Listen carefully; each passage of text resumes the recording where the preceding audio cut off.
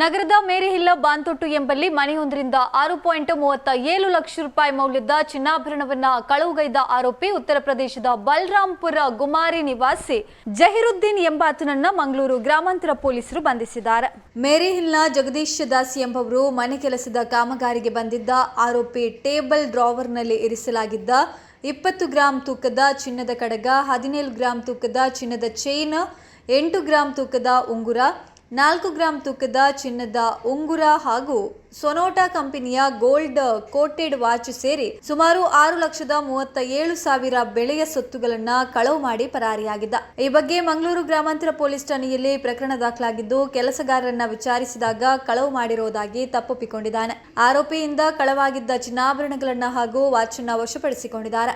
ಆರೋಪಿಯನ್ನ ನ್ಯಾಯಾಲಯಕ್ಕೆ ಹಾಜರುಪಡಿಸಲಾಗಿದ್ದು, ನ್ಯಾಯಾಲಯವು ಆರೋಪಿಗೆ ನ್ಯಾಯಾಂಗ ಬಂಧನ ವಿಧಿಸಿದೆ. ಕೃತ್ಯ ನಡೆದ 24 ಗಂಟೆಗಳೊಳಗೆ ಆರೋಪಿಯನ್ನ ಬಂಧಿಸಲಾಗಿದೆ.